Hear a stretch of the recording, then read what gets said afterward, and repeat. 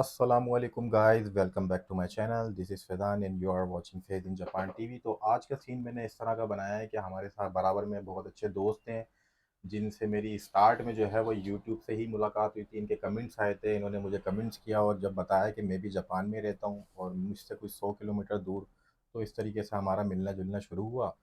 तो इनका ताल्लुक़ इंडिया से है, ठीक है। और ये जो इंडिया में हमारे पंडित जी होते हैं जो बहुत ज़्यादा दीन या धर्म की तरफ होते हैं, ये इनका ताल्लुक़ उनसे है। बहुत ईमानदार हैं, बहुत नेक हैं। तो इनका जो जापान में एक्सपीरियंस है वो मैंने सोचा कि आप लोगों के साथ शेयर करूं। तो पंडित जी, आपका पूरा नाम क्या है? मेरा नाम विवेक तिवारी है। विवेक तिवारी। और आप ओरिजिनली जो होते हैं पंडित वही है ना आप? जी, तिवारी पूजा पंडित। वूजा जो है वो करना आती जी, है? जी, जी। सही है। कितने साल हो गए जापान में? जापान में मेरे को 8 साल हो गए। 8 साल हो गए। और आने का वाक़या कैसे पेश आया? मैं इंडिया में पहले 8 साल पहले मंदिर में था। वहाँ पे मैं भजन कीर्तन करता था, मंदिर में सेवा करता था। हम्म।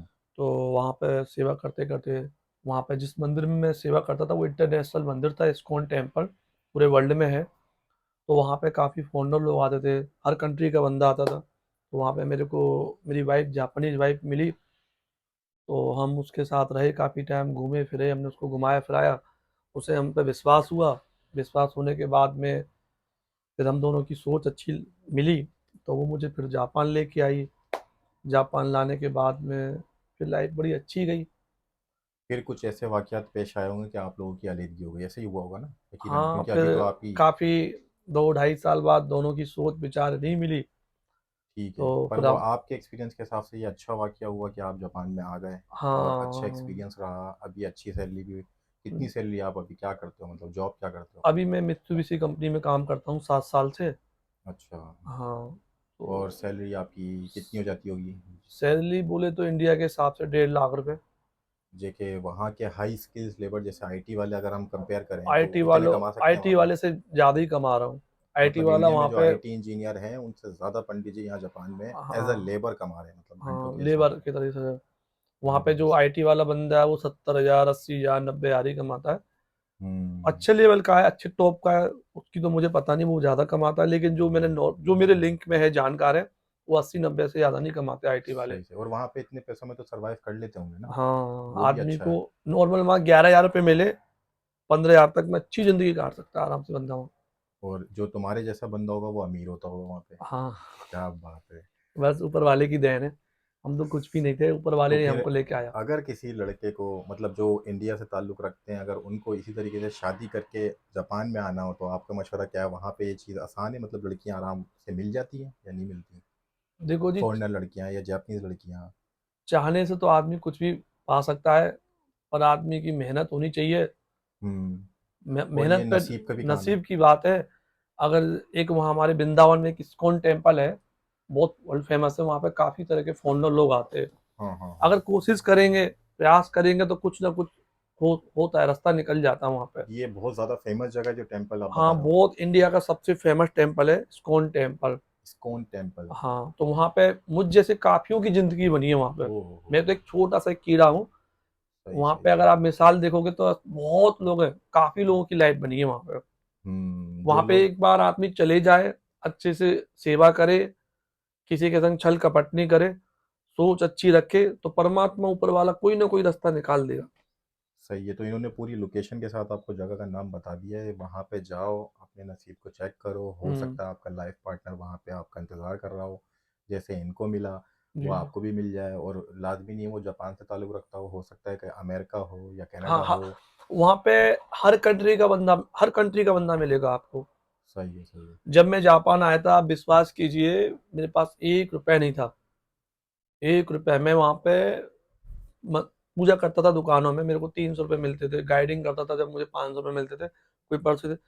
लेकिन परमात्मा ने किस्मत में था, सब कुछ मेरी वाइफ ने किया। तो मैं हुँ। ऐसे लोग दिमाग के पागल लोग मिल जाते हैं, जो आप पे हुँ। पता नहीं चलेगा कब फ़िदा हो गए।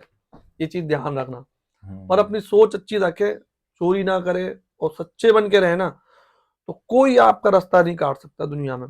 आपको कामयाबी 100% मिलेगी। बेहतरीन एक्सपीरियंस रहा है पंडित जी का। फिर यहाँ पे भी पूजा पाठ ये करते हैं और इन्होंने हाँ, अभी बिल्कुल नया नया एक चैनल भी स्टार्ट किया है जिसमें ये ढोलक बजा रहे होते हैं। हुँ, और इनके जो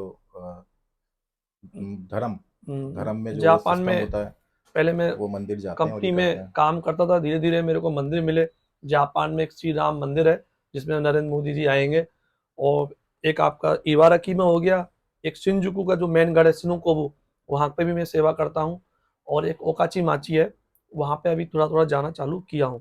तो जापान में 3 मंदिर मेरे को मिले, वहाँ पे मैं अपना इवेंट करता हूँ, गाना, बजाना, कीर्तन करता हूँ। जापान की बड़ी-बड़ी हस्तियाँ, जिन्होंने यहाँ पे हज़ार-हज़ार मान, 500-500 मान डोनेशन दिया है, वो लोग संपर्क में है, टच में है, तो वो लोग आते हैं, साथ में बैठते हैं, एंजॉय करते हैं, बड़ी खुशी मिलती है। इस लायक नहीं था, लेकिन परमात्मा ने इस लायक बना दिया। तो उनके वहाँ बीच, से भी कुछ पैसे वगैरह मिल जाते हैं हाँ, या? मेरे को आने जाने का किराया मिलता है, और ऊपर से दक्षिणा मिलती है। और अभी मेरे को बहुत बड़ा घर मिला है वहाँ पे रहने के लिए। मंदिर वाले लोग बोल रहे हैं कि आप यहाँ पे आ जाओ, बहुत बड़ा घर है, कभी फ्यूचर में कभी टाइम मिलेगा तो आपको दिखाऊंगा।